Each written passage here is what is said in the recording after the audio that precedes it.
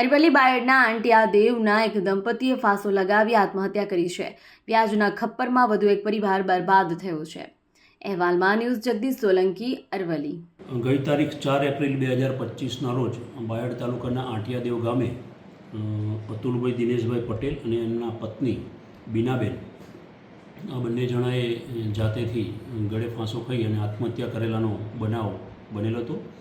જે અનુસંધાને પોલીસને જે તે વખતે જાણ કરવામાં આવતા પોલીસ તાત્કાલિક સ્થળ ઉપર ગયેલી અને આ જે મરણ જનાર છે એમના દીકરા અને સગાવાલાને કાયદેસરની કાર્યવાહી કરવા માટે જાણ કરેલી। પરંતુ જે તે વખતે જે આ મરણ જનાર છે બંને પતિ પત્ની એમના દીકરા કે એમના સગાવાલા આ બનાવ બાબતે કોઈપણ પ્રકારની પોલીસ કાર્યવાહી કરવા માટે રાજી ન હતા।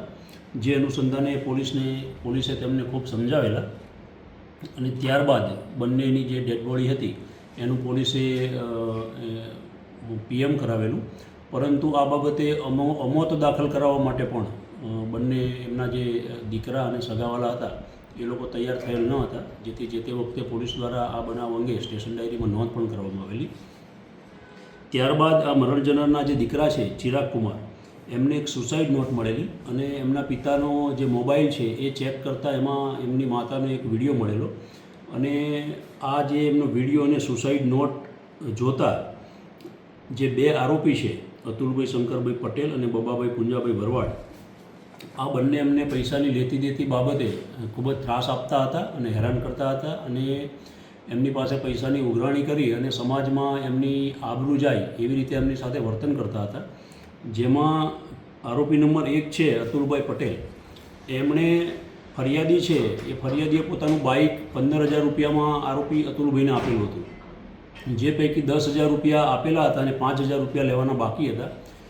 થોડા સમય પછી આરોપીએ ફરિયાદીને કીધું કે મારે તારું બાઇક લેવું નથી અને મારા જે 10,000 રૂપિયા છે એનું રોજનું 1,000 રૂપિયા વ્યાજ, એ પ્રમાણે તું મને 10,000ના બદલે 28,000 મારે તારી પાસેથી લેવાના થાય છે, એટલે તું મને એ પૈસા 28,000 પાછા આપ। એ બાબતે અવારનવાર ઉઘરાણી કરી અને મરણ જનારને ત્રાસ આપતા હતા।